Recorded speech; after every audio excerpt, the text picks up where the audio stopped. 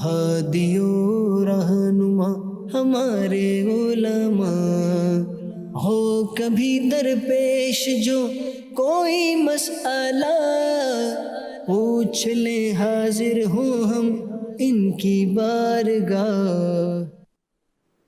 الحمد للہ رب العالمین والصلاة والسلام علی خاتم النبیین، اما بعد فاعوذ باللہ من الشیطان الرجیم، بسم اللہ الرحمن الرحیم۔ الصلاة والسلام علیک یا رسول اللہ وعلی آلک و اصحابک یا حبیب اللہ، الصلاة والسلام علیک یا نبی اللہ وعلی آلک و اصحابک یا نور اللہ۔ مدنی چینل کے ناظرین، پروگرام دارالافتاء اہل سنت میں آپ کو خوش آمدید کہتے ہیں۔ اللہ رب العالمین ہم سب کو دین اسلام کے احکامات سیکھ کر سمجھ کر ان پر عمل پیرا ہونے کی توفیق عطا فرمائے۔ ہمارے پیارے رسول صلی اللہ تعالیٰ علیہ وآلہ وسلم کا فرمان عظمت عالی شان ہے، زینوا مجالسکم بالصلاۃ علیہ فإن صلاتکم علیہ نور لکم یوم القیامہ۔ اپنی مجلسوں کو مجھ پر درود پڑھ کر آراستہ کر لو کہ تمہارا مجھ پر درود پڑھنا قیامت کے دن تمہارے لیے نور ہوگا۔ صلو علی الحبیب صلی اللہ تعالی علی محمد صلی اللہ علیہ وسلم۔ آج کے ہمارے اس پروگرام میں ساتھ شامل ہیں مفتی محمد جمیل عطاری صاحب، ان کو خوش آمدید کہتے ہیں۔ جزاکم اللہ خیر۔ کیسے مزاج گرامی آپ؟ الحمدللہ علی کل حال۔ ماشاءاللہ۔ پڑھتے ہیں ہم ناظرین کے سوالات کی طرف۔ میرا سوال مفتی صاحب سے یہ ہے کہ وطر میں دعائے قنوت سے پہلے بسم اللہ پڑھنا کیسا ہے؟ وطر کے اندر دعائے قنوت جب پڑھی جاتی ہے، بسم اللہ پڑھنی بھی ہے اس ٹائم یا نہیں ہے، اور پڑھ بھی کوئی لیتا ہے تو کیا حرج ہے؟ بسم اللہ الرحمن الرحیم۔ وطر میں دعائے قنوت کا پڑھنا واجب ہے، اور دعائے قنوت جو ہمارے ہاں معروف جو پڑھی جاتی ہے اللہم انا نستعینک کا، اس کا پڑھنا یہ مستحب ہے۔ اس کے علاوہ اور بھی کئی دعائیں ہیں اور مختلف دعائیں معصورہ اس موقع پہ پڑھی جا سکتی ہے۔ اب بسم اللہ الرحمن الرحیم اس موقع پہ پڑھنا سنت تو نہیں ہے کہ دعائے قنوت جب پڑھنے کا موقع ہو تو تکبیر قنوت کہنے کے بعد پھر بسم اللہ پڑھی جائے، تو یہ سنت نہیں ہے۔ بسم اللہ الرحمن الرحیم اس کو تلاوت کے آغاز میں پڑھا جاتا ہے، وہ بھی بالخصوص جب سورت سے تلاوت کا آغاز کیا جا رہا ہو۔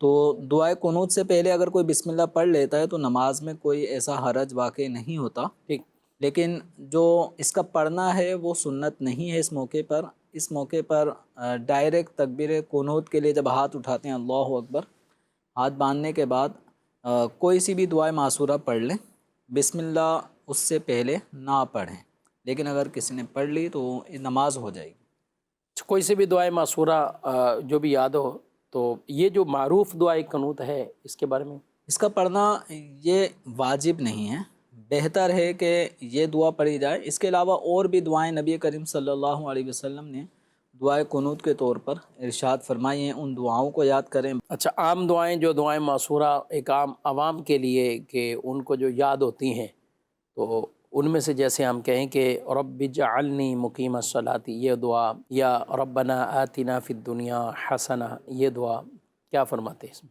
ان دعاؤں کو بھی پڑھا جا سکتا ہے۔ اسی طرح اللہم اغفر لی ورحمنی، یہ دعا بھی پڑھی جا سکتی ہے۔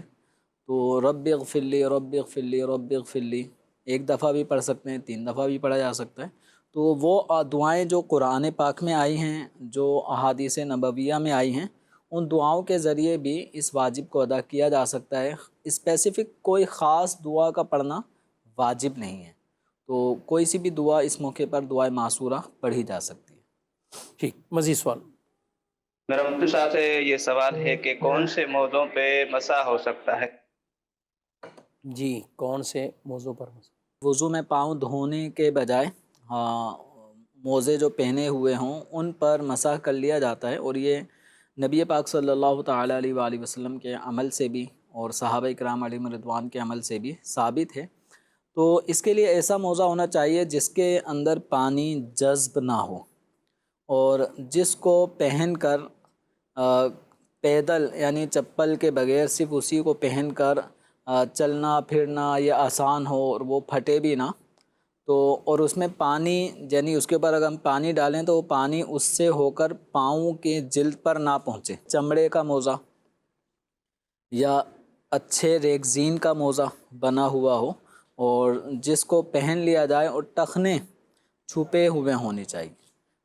ٹخنے جو ہوتے ہیں جو پاؤں میں جو ہڈیاں اتنا ہے کہ اس کو چھپا لے. اس کو چھپا لے اور اس کو پہن لینے کے بعد بغیر کسی چیز سے باندھے. چلنا پھرنا بھی آسان ہو، ممکن ہو. تو اس طرح کے موزے پہن کر آپ جب وضو کرنے کا مرحلہ ہوگا تو پاؤں دھونے کی جگہ آپ اس پہنے ہوئے موزے پہ بھی مسح کر سکتے ہیں. لیکن مسح کرنے سے پہلے ایک بار یہ ضروری ہے کہ ایک دفعہ مکمل وضو کر لیا جائے.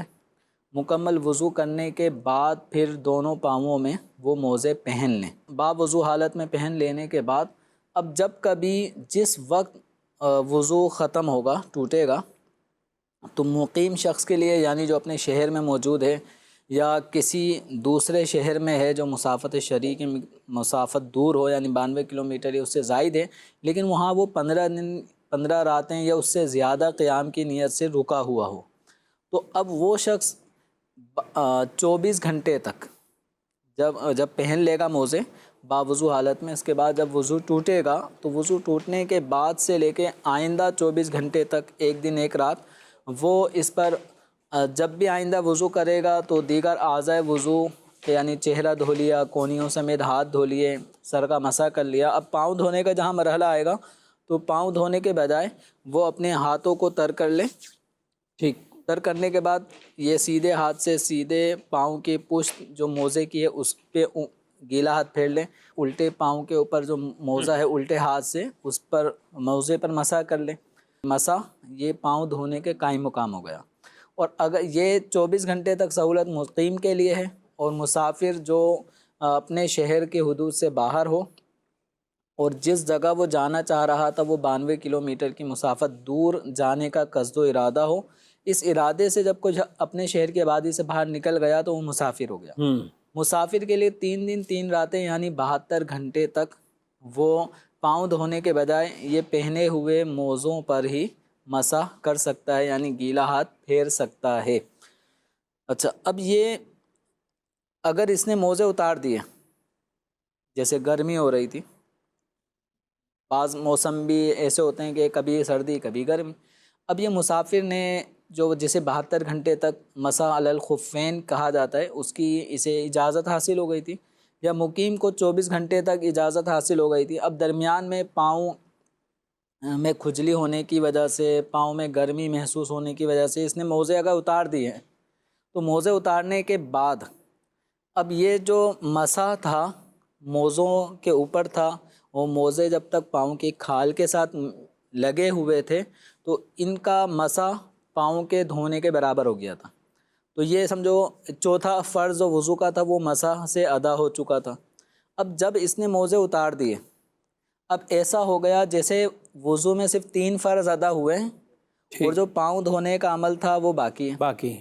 اب اگر یہ شخص نماز پڑھنا چاہتا ہے تو موزے اترے ہوئے حالت میں اسی حالت میں نماز نہیں پڑھ سکتا، کیونکہ اس کے پاؤں بغیر دھلے ہیں. جو موزے پہ مسح کیا تھا وہ موزے اتر چکے ہیں، لہذا پاؤں پر دھونے کا حکم واپس آ گیا.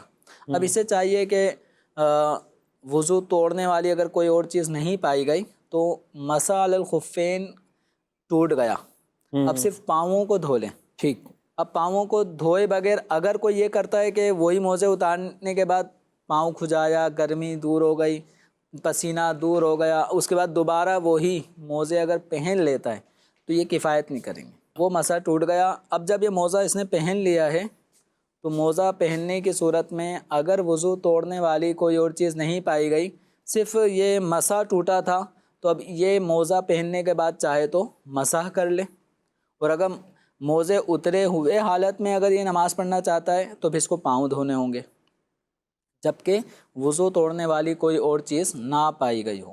تو ان چیزوں کا خیال رکھیں گے. اس حوالے سے الحمدللہ موزوں پہ مسح کرنے کے حوالے سے بھی شریعت مطہرہ نے بڑے تفصیلی احکام بیان کیے ہیں. بہار شریعت کے اندر دوسرے حصے میں پاؤں کے اوپر مسح علی الخفین کرنے کے طریقے تفصیل وہاں پہ موجود ہے. اور اگر کوئی مدنی چینل کے ناظرین یہ موزے استعمال کر رہے ہوں جو وضو میں پاؤں دھونے کے بجائے ان پہ گیلا ہاتھ پھیر لینے سے یہ پاؤں دھونے کا عمل مسح میں تبدیل ہو جاتا ہے اور فرض کی ادائیگی مان لی جاتی ہے، اس حوالے سے مزید اگر کوئی تفصیلی احکام جاننا چاہیں تو دارالفتہ اہل سنت کے نمبر پہ فون کیا جا سکتا ہے، اور آپ کے شہر میں دارالفتہ موجود ہوں تو بالمشافہ دارالفتہ آ جائیں، اور یعنی وہ دکھا بھی سکتے ہیں بعض اوقات کسی کو اگر زیادہ کسی موضوع کے حوالے سے. جی جی اچھا 2-3 چیزیں، یعنی آپ نے کہا کہ اتارنا نہیں، اتاریں گے تو وہ مسا ٹوٹ جائے گا اس کا. اب یہ کہ جیسے پہنے ہوئے تھے موزے پہنے تھے اور مسا کر لیا، عصر اور مغرب عشاء شام کی نمازیں پڑھ لیں اسی طرح. اب جیسے عشاء پڑھ لی تو ظاہر ہے اب اس کو کیا فجر تک پہن کے رکھیں گے، کیا کرنا ہوگا یا کیا کریں؟ اس میں یہ آسانی ہے کہ چونکہ سردیوں میں بعض اوقات پاؤں کی جو ایڑیوں والا حصہ ہے وہ پھٹتا ہے، بعض لوگوں میں جلدی کوئی پرابلم ہوتی ہے تو اس جلد کی پرابلم کی وجہ سے بھی ان کی ایڑیاں پھٹنا شروع ہو جاتی ہیں. ان کے لیے آسانی ہے، اور ایک بڑی تعداد ہے نارمل لائف میں بھی اگر ہم دیکھیں تو موزے جیسے سردیوں میں جو ہم ساکس وغیرہ پہنتے ہیں تو عمومی طور پہ اس کو لوگ سوتے وقت بھی پہنے ہوئے ہوتے ہیں، سردیوں میں جب سردیاں زیادہ پڑ رہی ہوتی ہیں. تو مسح علی الخفین کے لیے جس نے اگر موزے پہنے ہیں وہ چاہے تو ان موزوں کو پہنے ہی سو جائے. ٹھیک. اب فجر میں جب اٹھے گا موزے پہنے ہوئے ہیں تو اس کو پاؤں دھونے کا حکم نہیں ہے. صحیح. یہ اپنے گیلا ہاتھ اپنے موزوں پہ اوپر والے حصے پہ پھیر سکتا ہے.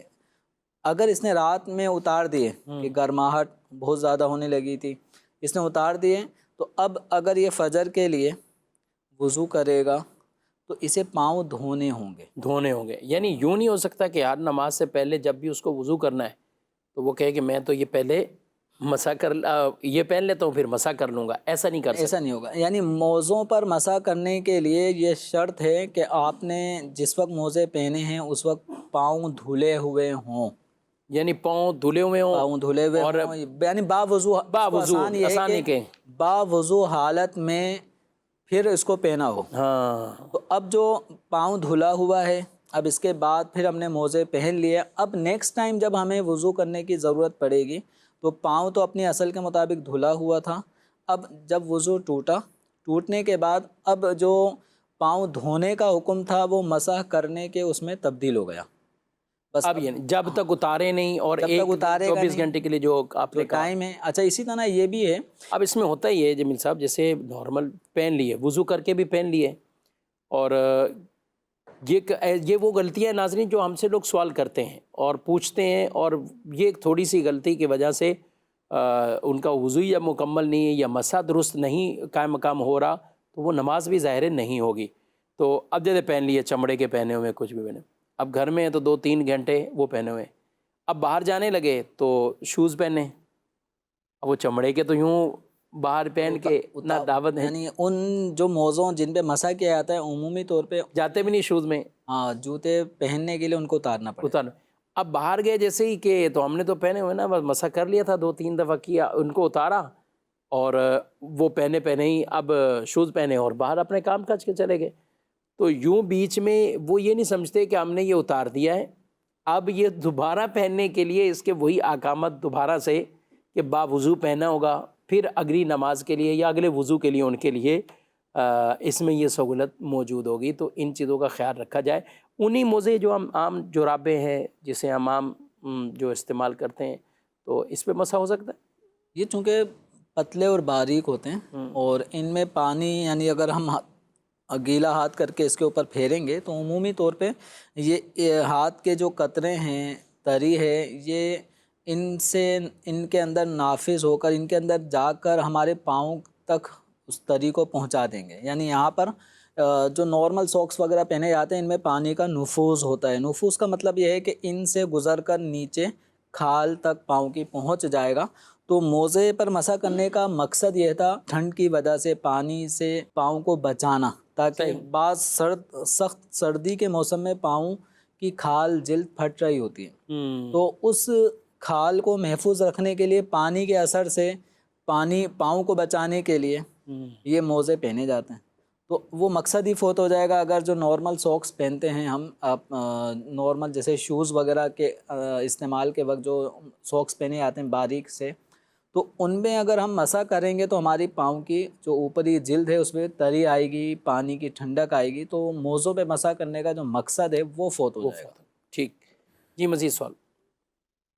میرا سوال ہے کہ ہر نماز میں اولا والا پڑھتا ہوں اور صورت نہیں کو آتی ہے تو کیا میری نماز ہو جائے گی؟ جی، ہر نماز میں قل ہو اللہ پڑھتے ہیں، یہ کیا کہتے ہیں؟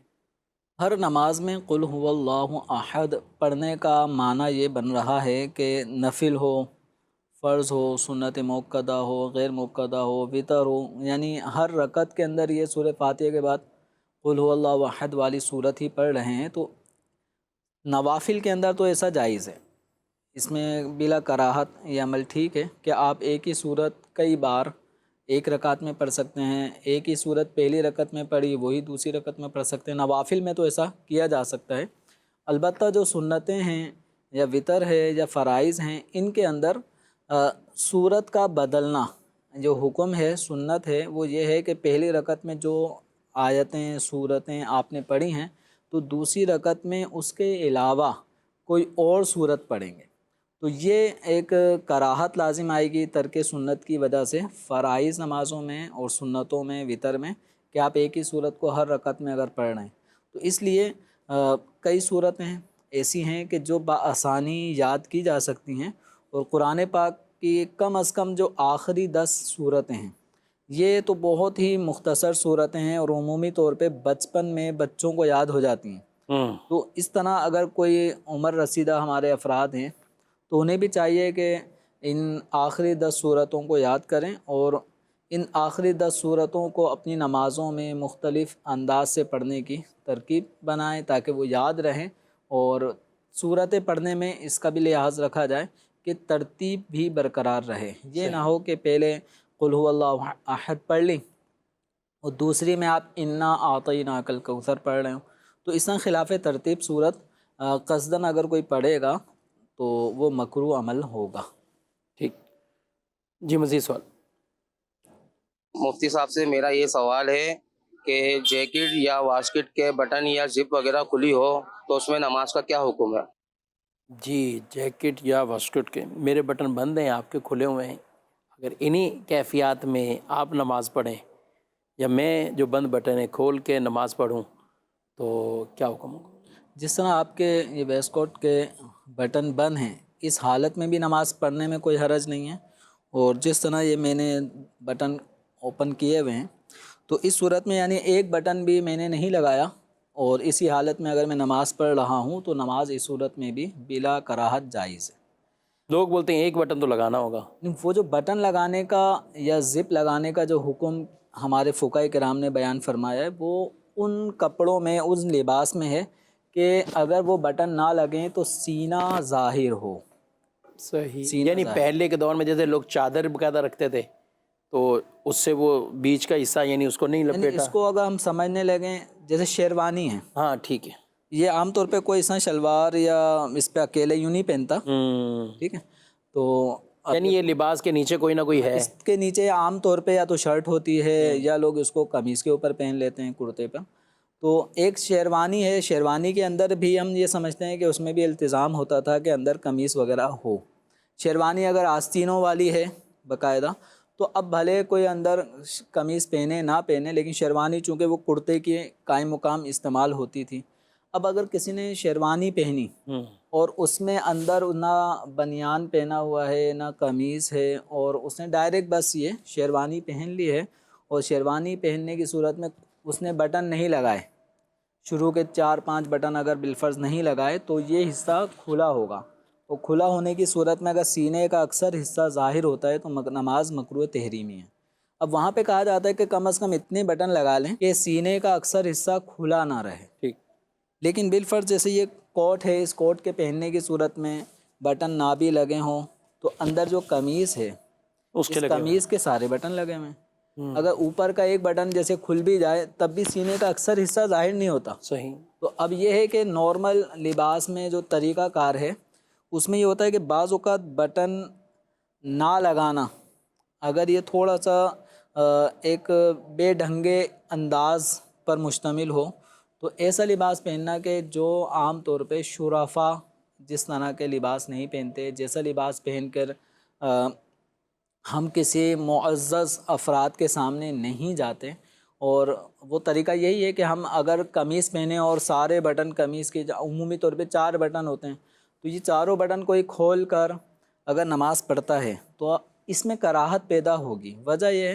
یعنی کراہت تنزیہی، اگر یہ سینے کا اکثر حصہ ظاہر نہیں ہوتا لیکن بٹن چاروں کھلے ہیں تو یہ لباس تھوڑا سا اوباش قسم کے لوگوں کا ہوتا ہے، یہ شرفا کا انداز نہیں ہے، اور اس طرح کے بٹن کھول کر شرٹ قمیص کے معزز لوگوں کے سامنے کوئی نہیں جاتا۔ تو اللہ تبارک و تعالیٰ کے حضور اس انداز سے تمام بٹن کھول کے قمیص کے حاضر ہونا، نماز پڑھنا، یہ بھی کراہت سے خالی نہیں ہے۔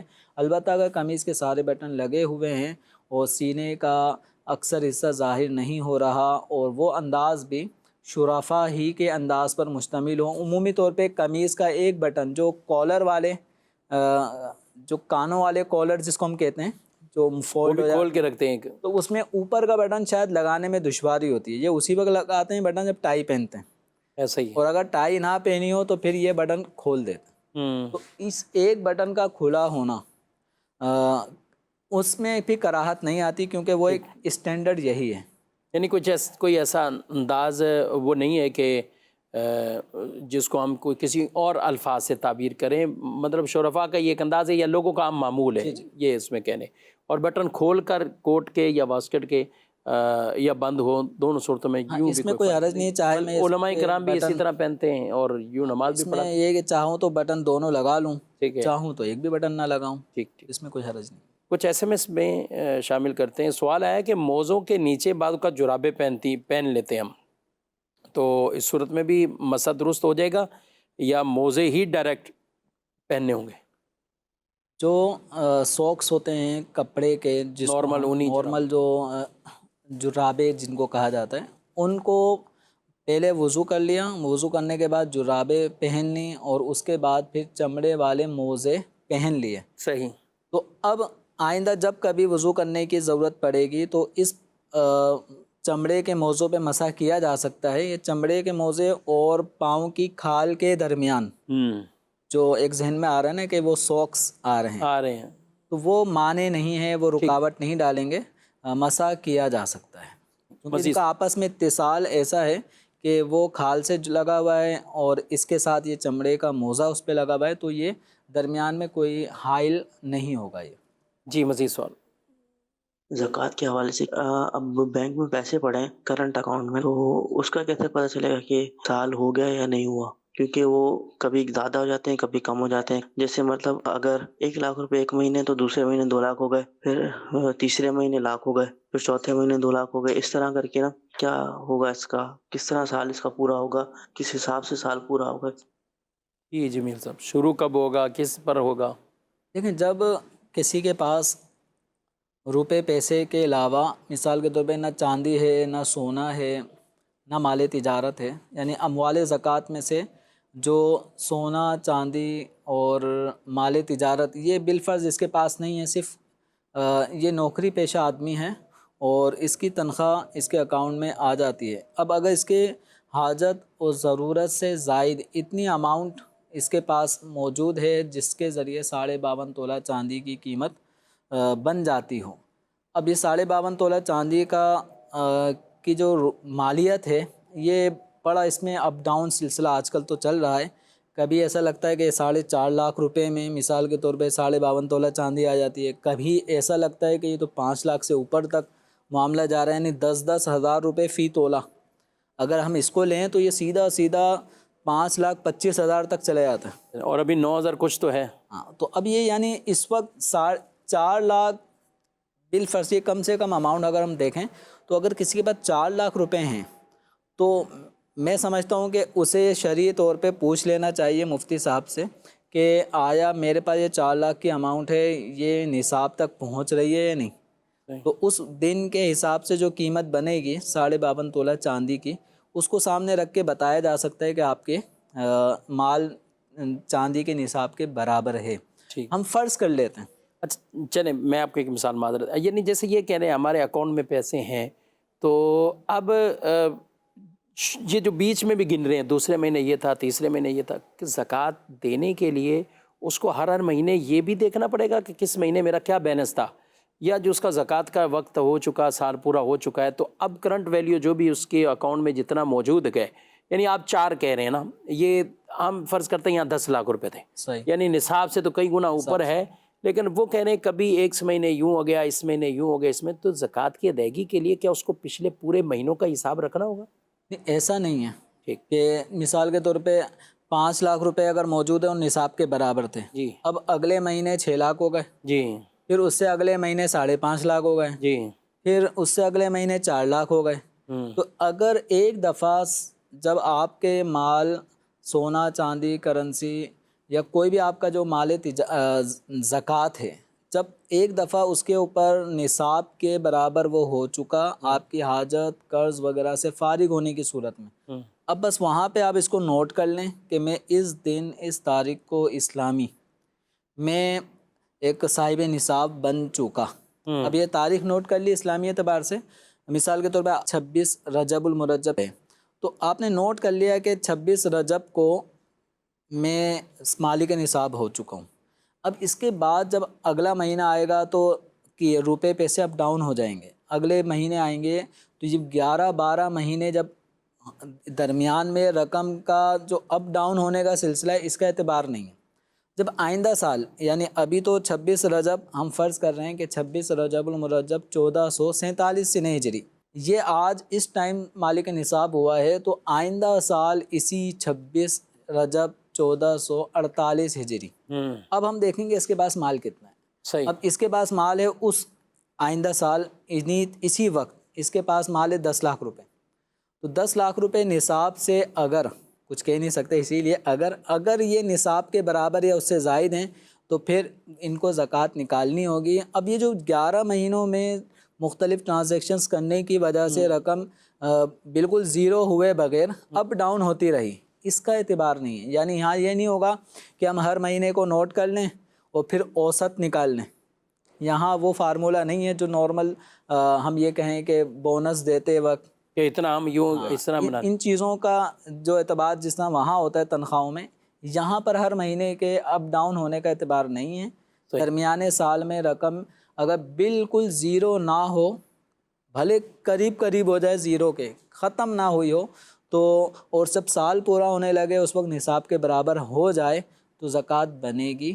جب سال پورا ہونے پر اس وقت جو بھی ویلیو ہے، جتنی بھی اماؤنٹ ہے، اس کا 2.5% پھر زکوٰۃ نکالنا. اچھا، ابھی ماشاءاللہ زکوٰۃ کورس آپ نے شروع کیے ہیں، اور ناظرین کرام، دارالفتہ اہل سنت کی طرف سے ہر سال باقاعدہ زکوٰۃ کورس مختلف جگہوں پہ زکوٰۃ کورسز ہوتے ہیں، اور ایک سیشن رکھے جاتے ہیں. مفتیان کرام باقاعدہ تشریف لے کر جاتے ہیں، اور وہاں پہ مساجد میں، مختلف ہالز میں یا مارکیٹس میں ایسے انتظام کیے جاتے ہیں.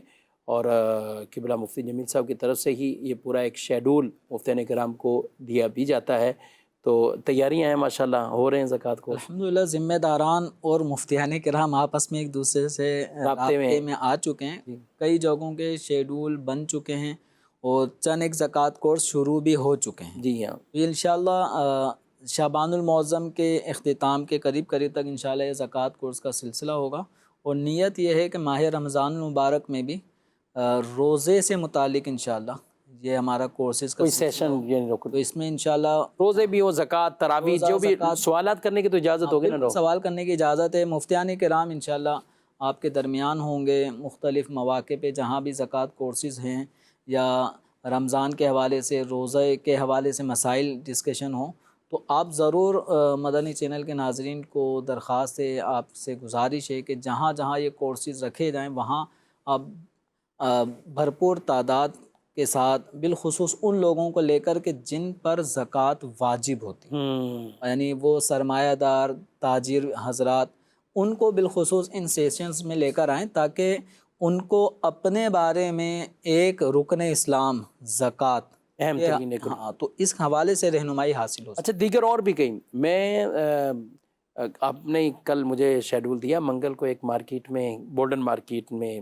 زکوٰۃ کورس ہوا. آپ یہی جو نصاب کی ہم بات کر رہے ہیں، یعنی ابھی کتنا فرق ہوا. ایک آدمی نے جیسے سوال کیا کھڑے ہو کر کہ میں پچھلے سال صاحب نصاب ہو چکا اور میں نے لکھ لیا کہ نصاب رقم یہ تھی، اب میں شروع ہو گیا، لیکن یہاں تک پہنچا ہوں تو اب نصاب اب جو رقم اتنی چلے گی تو میں نیچے آ گیا. پچھلے سال 1,85,000 جی ہاں، تو اتنا ایسی کچھ. اب یہ ڈبل ہو گیا نا. اب کسی کے پاس اگر اتنا ہی تھا بالفرض، تو یہ سوال بھی ہے کہ اب وہ چلا تو نصاب سے ہی چاہ، صحیح. لیکن جب سال کا آخری اینڈ ہو رہا ہے تو اب وہ نصاب سے نیچے ہو، ختم نہیں ہوا، تو اب کیا کہیں گے اس کو؟ اس پہ زکوٰۃ نہیں ہے، اس پہ زکوٰۃ نہیں. کیونکہ اس کے زکوٰۃ سال کا کیا بنے گا؟ جو سال ایک شروع ہوا تھا، مثلا اس نے اپنا حساب رکھا تھا 20 شعبان، پچھلا اس کا جو بھی حساب تھا 20 شعبان سے یہ سال شروع ہوا، اب 20 شعبان آنے تک نصاب نہیں ہے، کم ہے، ختم بھی نہیں ہوا، تو اب اس کو کیا کہیں گے آئندہ؟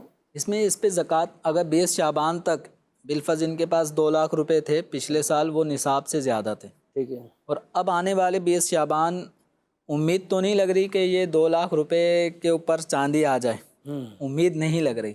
تو امید یہی ہے کہ یہ چاندی تقریباً 4 لاکھ سے اوپر نیچے اپ ڈاؤن ہوتی رہے گی. 25 رجب کر لیتے ہیں، 25 رجب شروع ہوا تھا اور 25 رجب یہ جو چلے گئے، اب یوں یہ 2 لاکھ سے انہوں نے شروع کر لیا تھا، اب بھی 2 لاکھ ہے، لیکن اب معاملہ یہ ہوا کہ جو نصاب کی اماؤنٹ بن رہی ہے وہ 4 لاکھ تک، وہ 4 لاکھ بن، تو ان کے اوپر اس 2 لاکھ کی زکوٰۃ لازم نہیں ہوگی. اگرچہ ہم یہ کہیں کہ 5-6 مہینے ایسے پیچھے گزرے ہیں جو نصاب میں جس میں یہ رقم نصاب کے برابر یا اس سے زیادہ تھی، تو ان مہینوں کا اعتبار نہیں ہے. شریعت مطہرہ نے پورے سال تک، یعنی شریعت کی کتنی آسانی جی کہ ایک شخص کے پاس ایک مخصوص مقدار 52.5 تولہ چاندی کی قیمت کے برابر مال موجود ہو، شریعت مطہرہ اس سے فی الفور زکوٰۃ کا مطالبہ نہیں کر رہی، بلکہ اس مال کو وہ 1 سال تک اپنے پاس رکھے، اور بھلے اس میں درمیان میں کمی بیشی ہو جائے، لیکن جب سال پورا ہو اس وقت نصاب کے برابر ہو تو زکوٰۃ ہوگی، ورنہ نہیں ہوگی. صحیح. اچھا، یہ ابھی نیا سال پھر جب صاحب نصاب ہوگا، ظاہر ہے جب نصاب پورا ہوگا، اب آئندہ جب ان کی 2 لاکھ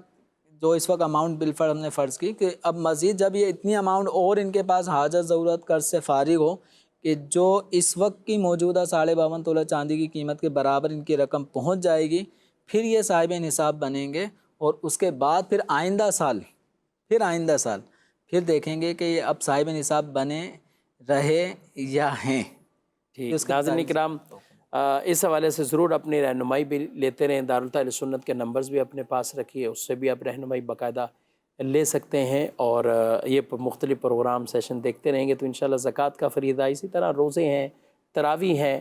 مقصد یہی ہے کہ مسلمان پر جو چیزیں فرض ہیں اور ان کو اسی طرح ہی وہ ادا بھی کریں. اسی طرح تراویح کے احکامات ہیں، دیگر ہیں، تو ان دنوں میں یعنی جیسے کہتے ہیں عبادت کے لیے اپنے آپ کو تیار کرنا، وہ بھی ضرور کرنا ہے، اور ساتھ ساتھ علم دین بھی سیکھتے رہنا ہے، اور اسی سے مزید جذبہ بھی انشاءاللہ عبادت کا بھی ملے گا. اللہ پاک ہم سب کو عافیت سلامتی کے ساتھ رمضان شریف دیکھنا نصیب فرمائے. آمین بجاہ النبی الامین صلی اللہ علیہ وسلم. ہادی و رہنما ہمارے علماء، ہو کبھی درپیش جو کوئی مسئلہ، پوچھ لیں حاضر ہوں ہم ان کی بارگاہ.